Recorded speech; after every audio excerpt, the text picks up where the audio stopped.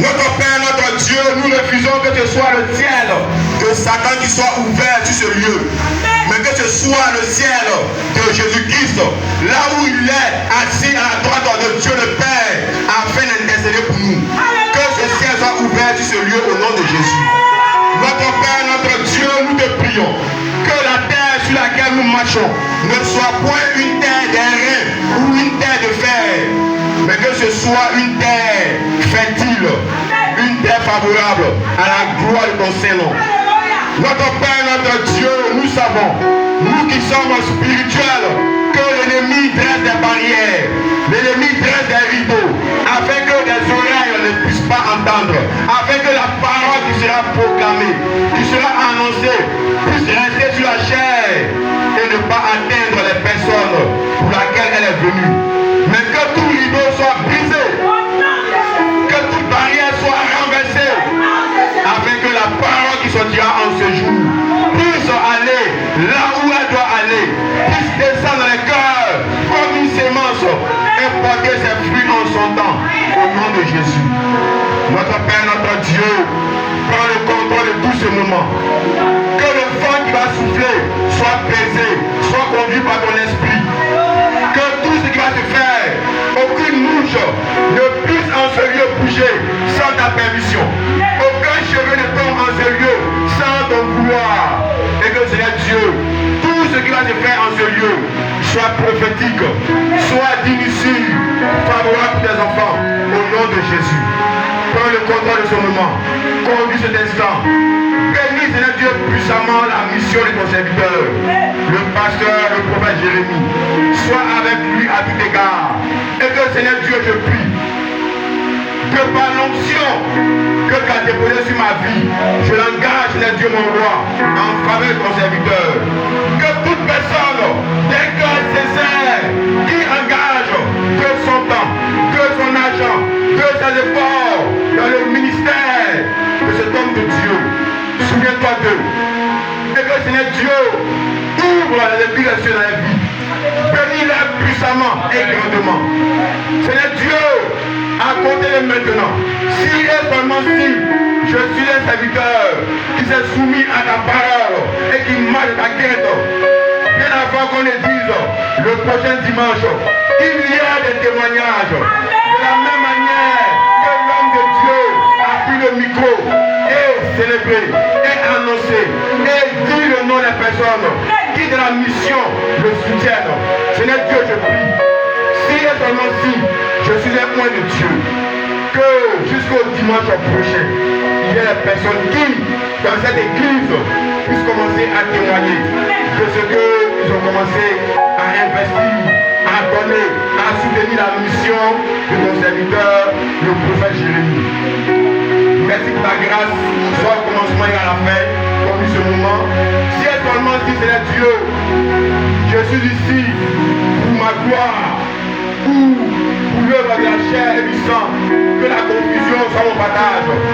Merci je suis ici pour ta gloire et pour la manifestation de ton règne. Que ton Esprit Saint soit déversé en ce lieu. Que une pluie de bénédiction soit déversée en ce lieu. Et que Seigneur Dieu, il y ait un jour. Et que Seigneur Dieu, là où la malédiction s'est accumulée, je prophétise au nom de Jésus-Christ. Que cette malédiction se transforme en bénédiction. Et que toute personne qui avait dans les yeux des écailles, ici et maintenant, ces écailles tombent et ces personnes commencent à voir comme elles doivent voir au nom de Jésus. Manifeste la grâce, la bénédiction, au nom puissant de Jésus-Christ, nous avons prié. Amen. Et lorsque ton cœur est sincère pour l'œuvre de Dieu, Dieu va te distinguer. Parce qu'avec Dieu, il n'y a pas d'hasard. Le hasard n'existe pas. Amen. Si tu sais Dieu de façon sincère, Dieu va te distinguer dans ta génération. Amen. Mais lorsque tu triches avec Dieu, avec le temps, les gens sauront que tu es un tricheur. Parce que Dieu distingue. Quand tu marches avec Dieu, d'un cœur sincère, il va te distinguer dans ta génération. Amen. Ce n'est pas une question de prière, on va prier, je vais bénédiction par-ci, par-là, non, ce n'est pas ça la question. Mais est-ce que dans ton cœur, tu es sincère dans ta marche avec Dieu? Les hommes peuvent te rejeter, les hommes peuvent te considérer comme une personne qui passe son temps à faire des choses, à sur le temple, à faire des petites activités dans l'église. Mais Dieu regarde au cœur. Et de par la disposition de ton cœur, il va te distinguer, il va te bénir. Amen. Moi-même qui vous parle, lorsque nous étions encore jeunes dans la foi, le travail qu'on faisait, c'était essuyer le temple. Et puis après ça, service d'ordre. Mais Dieu ne regarde pas à ce que tu fais, mais il regarde à la disposition de ton cœur. Voilà pourquoi en ce matin, bien avant de pouvoir entrer dans l'exhortation, comme l'homme de Dieu l'a dit, parce que plusieurs choses ont été dites. Donc je pense bien que c'est juste une exhortation. Et puis également, progressivement, on va voir ce que ça va donner. Mais ce que je veux simplement vous dire, c'est que soutenez la mission de l'homme de Dieu. Amen. Et comme il a dit, cette œuvre qu'il fait, ce n'est pas son œuvre. Mais lorsque tu viens à l'église, tu essuies l'église, tu nettoies l'église, tu places les instruments, parce que moi-même je passais les instruments aussi, tu places les instruments, tu essuies les chaises, tu es en train de te former toi-même et tu es en train d'investir dans ta mission future. Tu es en train d'investir dans ta mission future. Amen. L'homme de Dieu, il va aller où avec l'église? Il va aller où avec les chaises? Il va aller où avec les instruments? Il n'ira nulle part avec. Et tout ce qu'il fait, il est en train de vous servir. Parce que la Bible déclare que celui qui est élevé parmi vous doit être votre serviteur. Donc celui qui est père, celui qui est élevé, son travail là, il vous sert. La Bible déclare que je frapperai le berger et les brebis seront dispersées. Dis-moi le passage. Je frapperai le berger et les brebis seront dispersées, parlant du Christ. Et le diable ne perd jamais son temps avec les petits. Lorsque le diable travaille, il vise toujours la tête.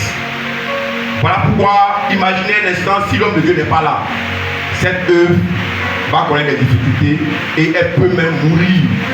Parce que celui en qui la vision est incarnée n'est pas là. Parce que la personne n'a pas été soutenue dans la mission. Donc apprenez à soutenir l'homme de Dieu dans son fardeau. Parce que lorsque tu es appelé à faire l'œuvre de Dieu et que tu es seul à intercéder, tu es seul à donner l'argent, tu es seul à faire toutes choses, bien aimé, tu t'épuises vite et tu peux vite mourir. Tu peux vite partir parce que toi seul, tu portes le fardeau de tout un peuple. Tu vas vite mourir. Mais lorsque dans la mission, tu as des personnes qui d'un cœur sincère te soutiennent parce que ces personnes savent qu'en te soutenant, c'est elles-mêmes qu'elles te soutiennent. Parce qu'en soutenant l'homme de Dieu, tu es en train de te soutenir toi-même. Parce que l'homme de Dieu, il est comme une toiture. Comme la toiture. L'homme de Dieu, il est comme une toiture. Il est là pour couvrir tout le monde. Mais s'il n'est pas là, la pluie va descendre, le soleil va descendre, et puis le lieu deviendra méconnaissable. Donc je veux simplement dire à quelqu'un que ce que tu fais dans la maison de Dieu, le soutien que tu apportes à l'œuvre de Dieu, que tu apportes à l'homme de Dieu, tu es en train de faire avancer l'œuvre de Dieu. Ne regarde jamais à un homme, fais-le pour Dieu. Amen. Lorsque tu chantes, lorsque tu fais une chose quelconque dans la maison de Dieu, tu reçois une grâce. Et cette grâce-là, elle agira dans ta vie, dans ta maison. Et cette grâce va agir dans ta famille et de génération en génération. C'est pas moi qui le dis. La Bible dit quoi? Dieu bénit jusqu'à la 1000e génération ceux qui l'aiment, qui le craignent et qui marchent dans sa volonté. C'est un commandement de Dieu. Et lorsqu'on dit 1000 générations, laissez-moi vous dire simplement que ce monde-là, aucune personne, depuis Adam jusqu'à la fin du monde, personne ne peut atteindre 1000 générations. Quand tu comptes 1000 générations, c'est plus ou moins impossible. C'est pour dire que Dieu bénit infiniment. Amen. Dieu bénit infiniment celui qui fait son œuvre avec un cœur sincère. Amen. Donc en ce matin, je viens simplement avec le thème tout concourt au bien de ceux qui aiment Dieu. Romains 8, 28. Et ce passage nous dit tout concourt au bien de tous ceux qui aiment Dieu.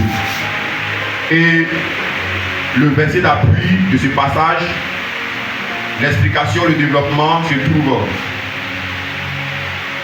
On va développer dans le livre de 1 Samuel, à compter du chapitre 16. 1 Samuel 16, à partir du verset 1. Je lis la parole de Dieu. L'Éternel dit à Samuel, quand cesseras-tu de pleurer sur Saül?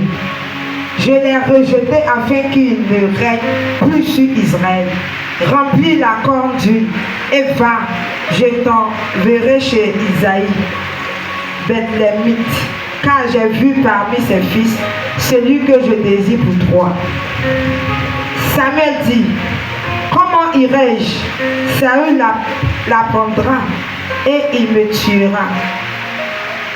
Et l'Éternel dit, tu emmèneras avec toi une génisse et tu diras, je viens pour offrir un sacrifice à l'Éternel. Tu inviteras Isaïe au sacrifice. Je te ferai connaître ce que tu dois faire. Et tu oindras pour moi celui que je te dirai. Samuel fit ce que l'Éternel avait dit.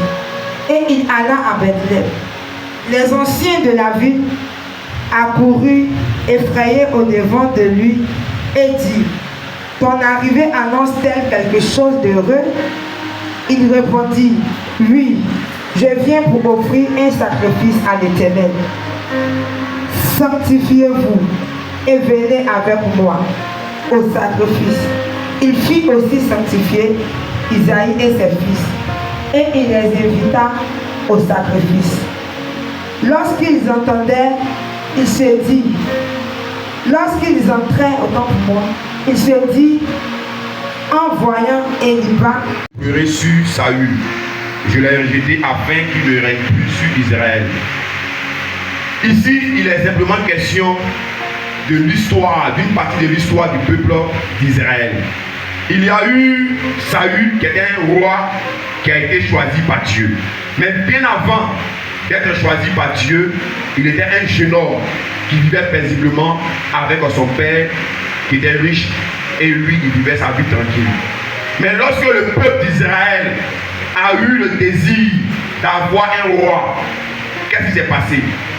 Dieu a dit à Samuel, Samuel c'est le prophète, Dieu a dit à Samuel, comme le peuple ne veut plus que ce soit toi qui puisses conduire le peuple, c'est pas moi, mais que ce soit un roi qui vont voir de leurs yeux afin de conduire le peuple, qu'est-ce que tu vas faire?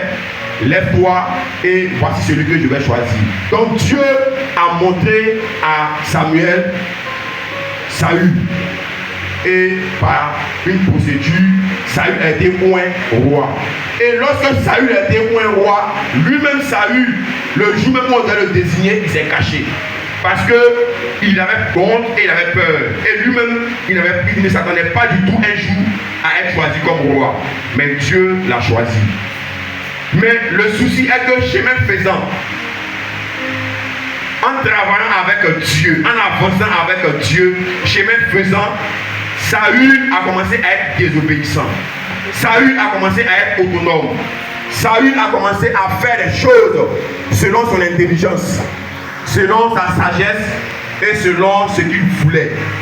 Et de ce pas, Dieu l'a rejeté parce qu'il avait désobéi à la parole de Dieu. Dieu l'a rejeté. Et lorsque Dieu l'a rejeté, Dieu a choisi David. Je veux simplement dire à quelqu'un en ce matin que lorsque Dieu te choisit pour faire une œuvre, quelle que soit la dimension, l'envergure et la mission qu'il t'a donnée, il faut savoir que c'est une distinction, c'est une grâce.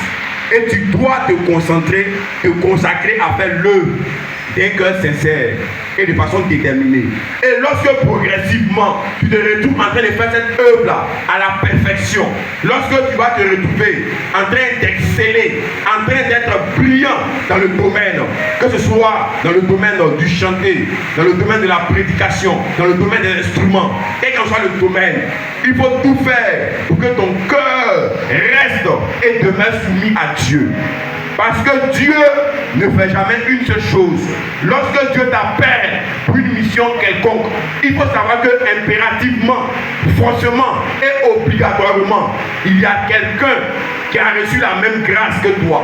Et lorsque tu vas faillir, la personne va intervenir. Je ne sais pas si je me fais comprendre. Lorsque Dieu te donne d'être un grand batteur, un grand pianiste, un grand guitariste, une grande chanteuse, un grand balayeur, un grand prédicateur, un grand prophète, et lorsque chemin faisant, un grand roi, quelle que soit la dimension, et lorsque chemin faisant, tu vas commencer à penser que c'est pas toi-même que tu as la grâce de faire ceci ou cela, Dieu va te montrer que lui, Dieu, il peut se passer de tout homme. Dieu, en marchant avec Moïse, il avait mis auprès de Moïse Josué. Et lorsque Moïse a désobéi à Dieu, Dieu a dit à Moïse, parle au rocher, et le rocher va donner de l'eau. Mais lorsque Moïse, au lieu de parler, emporté par la colère, j'ai dit emporté par quoi? La colère. Lorsque tu sais Dieu, il faut tout faire pour mettre de côté la colère. Emporté par la colère, Moïse, au lieu de parler au rocher, Moïse a frappé le rocher. Or, la Bible dit de Moïse que de tout serviteur de Dieu, lorsque Dieu veut parler à un homme de Dieu, il lui parle par les songes, par les visions, par les révélations. Mais à Moïse, Dieu lui parlait face à face, de vive voix. C'est-à-dire que la dimension à laquelle Moïse naviguait, avançait avec Dieu, ce n'est pas ce qu'on voit de nos jours. C'est une dimension très élevée. Parce qu'après Moïse a dit, il y aura un prophète comme moi qui navigue dans la même dimension que moi. Lorsqu'il viendra, suivez-le. Parlant de Jésus. Parlant de Jésus, ça vous dit qu'après Moïse, celui qui a pu avoir la dimension que Moïse avait, c'est Jésus-Christ. Mais lorsque ce Moïse-là a désobéi à Dieu, qu'est-ce qui s'est passé? Dieu l'a mis de côté et Dieu a choisi Josué pour poursuivre sa mission. Donc il ne faudrait pas te dire que tu es indispensable pour l'œuvre de Dieu. Si Dieu a mis de côté Moïse, ce grand homme, Moïse a plus ou moins les mêmes histoires et les mêmes caractéristiques que Jésus-Christ. Moïse est venu pendant que le peuple attendait un sauveur et Moïse a été suscité. Moïse a passé 40 ans dans le désert, Jésus-Christ 40 jours dans le désert. Moïse est venu à une saison, à une période où il y avait un décret sur le peuple des Juifs, le peuple d'Israël, qui consistait à tuer tous les enfants nés. Jésus-Christ aussi est venu dans la même saison. Quand Jésus-Christ est venu, il y avait un décret qui a été pris. Les enfants devaient être tués. Donc Moïse était un homme d'une dimension spirituelle avancée. Mais lorsque Moïse a désobéi, qu'est-ce qui s'est passé? Dieu l'a mis de côté et Dieu a trouvé quelqu'un de pour poursuivre la mission. Pour simplement dire à quelqu'un ici présent, pour nous dire à tous que nul ne pense qu'il est irremplaçable, que nul ne pense qu'il a atteint une dimension avancée, de sorte que s'il n'est pas là, l'œuvre de Dieu ne peut pas avancer. Non. Soyons toujours humbles et Dieu va nous perfectionner. Soyons toujours humbles et Dieu fera de nous des personnes qu'il a prévu que nous soyons. Gloire à Dieu. Alléluia. Et lorsque Dieu a rejeté Saül, le cœur de Samuel était triste. Parce que Samuel était un homme de Dieu dont le cœur était rempli d'amour. Et il était triste, il a pleuré même pour Samuel et pour Saül. Mais Dieu a dit, je l'ai rejeté. Et qu'est-ce qui s'est passé? Il a choisi David. Mais dans le choix de David, qu'est-ce qui s'est passé? Lorsque Dieu choisit David, qu'est-ce qui s'est passé? Est-ce que David s'est formé pour être roi? Non. Est-ce que David était dans la cour royale? Non. Est-ce que David est issu d'une famille riche comme Saül? Non. Mais qu'est-ce que David faisait? David était d'abord le dernier garçon de sa famille, de 1.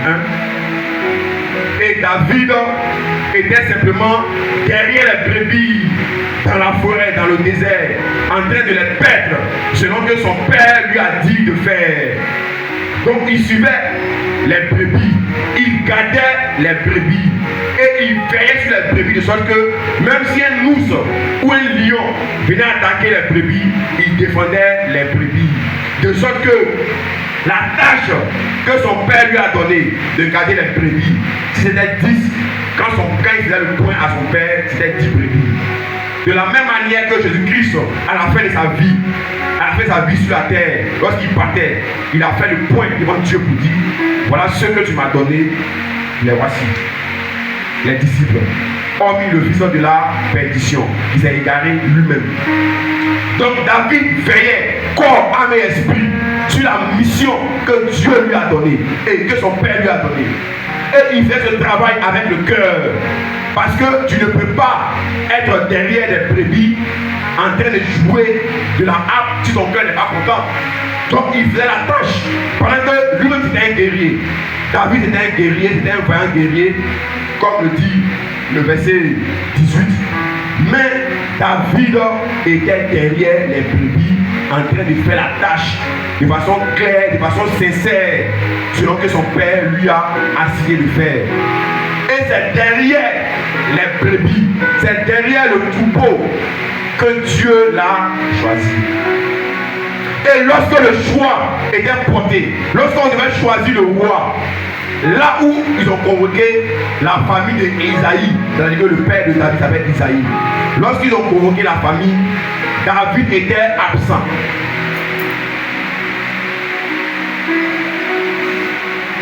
David était absent. Mais qu'est-ce qui s'est passé? Le roi Samuel a dit, et le prophète Samuel a dit, est-ce que c'est tous tes fils qui sont présents?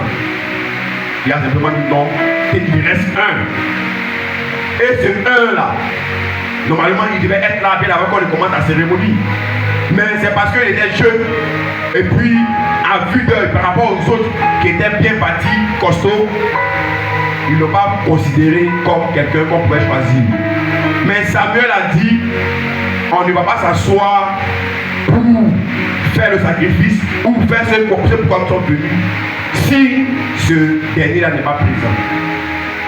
C'est pour simplement dire que lorsque tu vas te retrouver en train de faire l'œuvre de Dieu, d'un cœur sincère, lorsque tu vas faire ce que Dieu te demande de faire, de façon sincère, d'un cœur sincère, avec amour et détermination, lorsque le temps viendra, le Seigneur viendra t'appeler. Dieu amènera des personnes. Tu peux être ici et il peut avoir un poste ou bien une promotion quelque part ailleurs sur la terre des hommes. Ça peut être en France, en Amérique, à Abidjan, à Paris ou bien quelque part ailleurs. Mais lorsque ce temps arrive, Dieu amènera des personnes te chercher. Gloire à Dieu. Samuel a dit, on ne fera rien tant que cet homme-là ne vient pas. Et c'est lorsque David est venu et lorsque Samuel a vu, Samuel a dit, ok, Dieu a dit à Samuel que c'est cet homme-là qu'on doit oindre pour roi. Or David n'avait pas l'apparence d'une personne qu'on pouvait oindre. David n'avait pas, aux yeux des hommes, n'avait pas la carrure aux yeux des hommes. Mais la Bible dit quoi? Dieu ne regarde pas à l'apparence, mais il regarde au cœur. Dieu ne regarde pas à l'apparence, mais il regarde au cœur. Voilà pourquoi en ce matin, bien aimé, je veux simplement t'inviter à être sincère en ce qui concerne l'œuvre de Dieu. je vais t'inviter. Je ne sais pas là où Dieu t'a conduit. Je ne sais pas quelle mission Dieu t'a assignée. Tu peux être appelé à être roi, mais commencer derrière les brebis. Tu peux être appelé à être un président, mais commencer à être cireur ou laveur de chaussures. Voilà pourquoi, bien aimé, le plus important, ce n'est pas là où tu es, mais le plus important, c'est de bien faire là où Dieu t'a mis. Gloire à Dieu. Alléluia. Le plus important, ce n'est pas là où tu es, mais est-ce que tu fais bien le travail que Dieu t'a donné dans sa maison? Parce que comme je l'ai dit au départ, avec le temps, Dieu va distinguer chacun. Avec le temps, Dieu va distinguer chacun. Parce qu'il y a ce qu'on voit et il y a ce qu'on ne voit pas. Et ce qu'on ne voit pas, c'est le cœur. Et c'est en fonction de la manière dont ton cœur est engagé dans l'œuvre de Dieu que Dieu va te bénir. Lorsqu'on dit de prier, si tu pries d'un cœur sincère, Dieu le sait. Et dans le temps, il va te distinguer. Lorsqu'on dit de venir balayer l'église, si tu viens sans murmurer, si tu viens avec le cœur, en sachant que l'œuvre que je viens faire, ce n'est pas pour un homme, mais c'est pour le Dieu qui m'a donné la vie, qui m'a donné la paix, le souffle de vie, qui pourvoit mes besoins. Je viens faire son œuvre. Pour que son œuvre avance, pour que sa gloire soit manifestée. Lorsque tu le fais, Dieu dans son temps va te bénir. Gloire à Dieu. Alléluia. Donc en ce matin, je vais simplement dire à quelqu'un que faire les petites tâches ne fait pas de vous des petites personnes. La Bible déclare que le plus grand d'entre vous soit le serviteur des autres. Que le plus grand d'entre vous soit le serviteur des autres. Ainsi donc, lorsque tu vas dans une communauté, lorsque tu vas quelque part, celui qui d'un cœur sincère se met au service des autres est la personne qui dans le temps que Dieu va distinguer. Jésus-Christ a dit, l'apôtre n'est pas plus grand que celui qui l'envoie. L'apôtre n'est pas plus grand que celui qui l'envoie. Et il s'est abaissé pour laver les pieds. C'est lui, Jésus-Christ, qui envoie les apôtres. Et c'est lui encore qui lave les pieds. Mais ce que tu es demeure ce que tu es. Ce n'est pas parce que tu te mets au service de tes enfants que tes enfants deviennent tes parents. Gloire à Dieu. Ce n'est pas parce que tu prends ton temps pour prendre soin d'une personne quand en retour la personne devient plus grande que toi. Plus grande que toi. Non. Tout le monde, les parents vont travailler pour venir donner aux enfants. Mais est-ce que les enfants sont plus grands que les parents? Répondez-moi. Les parents sortent à 4 heures, à 3 heures, à 5 heures. Ils courent, ils vont travailler et puis ils viennent. La maman prépare pour donner aux enfants, comme si c'était des rois. Mais est-ce que les enfants sont plus grands que les parents? Qu'il en soit de même dans la maison de Dieu. Lorsque tu te mets, lorsque tu te rabaisses, lorsque tu œuvres, lorsque tu travailles pour la gloire de Dieu, lorsque tu ne regardes pas à un homme, tu ne regardes pas au bishop qui est devant, au pasteur, au prophète, mais tu regardes à la gloire de Dieu, tu regardes à l'œuvre de Dieu. La Bible dit quoi? Allez par tout le monde et faites des nations des disciples. Comment est-ce que je peux faire avancer cette mission? Comment est-ce que je peux pousser la mission? Voilà la question de tout enfant de Dieu. Comment est-ce que je peux faire pour que ça puisse avancer? Comment est-ce que je peux arranger le micro pour que l'homme ne devienne prêcher? Comment est-ce que je peux essuyer les chaises pour que lorsque les gens seront assis, ils soient à l'aise? Comment est-ce que je vais rendre le point agréable pour qu'après le culte, tout puisse bien se passer? Comment est-ce que je vais placer les choses? Bien aimé, tu peux être un travailleur inconnu dans l'église, mais Dieu te connaît. Mais avec le temps, Dieu va te bénir. Tu peux être une personne qui dans le secret apporte sa dîme, ses offrandes, apporte de l'argent pour soutenir l'œuvre de Dieu. Personne peut ne pas te connaître. Le pasteur peut ne pas te connaître. L'église peut ne pas savoir, mais qui est-ce qui apporte cet argent pour soutenir l'œuvre de Dieu? Mais toi seul avec ton Dieu, dans le temps, tu vas te distinguer. Amen. Voilà pourquoi je veux simplement dire, ne soyons pas hypocrites en ce qui concerne l'œuvre de Dieu. Ne soyons pas négligents en ce qui concerne l'œuvre de Dieu. Dès l'instant où tu franchis la porte, dès l'instant où tu franchis la porte et que tu viens pour adorer Dieu, il faut le faire avec ton plus grand sérieux. Gloire à Dieu. Dès l'instant où tu franchis la porte pour venir adorer ton Dieu, mets de côté tout esprit contraire et prends ton plus grand sérieux. Prends ton plus grand sérieux. Parce que la plus grande bénédiction qu'un homme peut avoir, c'est dans la main de Dieu. Mais pareillement, lorsque tu fais l'œuvre de Dieu avec négligence, la Bible nous parle des deux fils d'Aaron qui sont morts en train de servir le Seigneur. Ils ont simplement apporté le feu étranger et ils sont morts. Et il y a plusieurs cas. On nous parle d'Ananias et de Saphira. Des personnes qui ne savaient pas que lorsqu'on parle de Dieu, on doit être le plus sérieux possible. Ces personnes ont pensé que c'était la mode comme tout le monde. Parce qu'à cette époque, les âmes venaient, les gens venaient, les âmes étaient sauvées.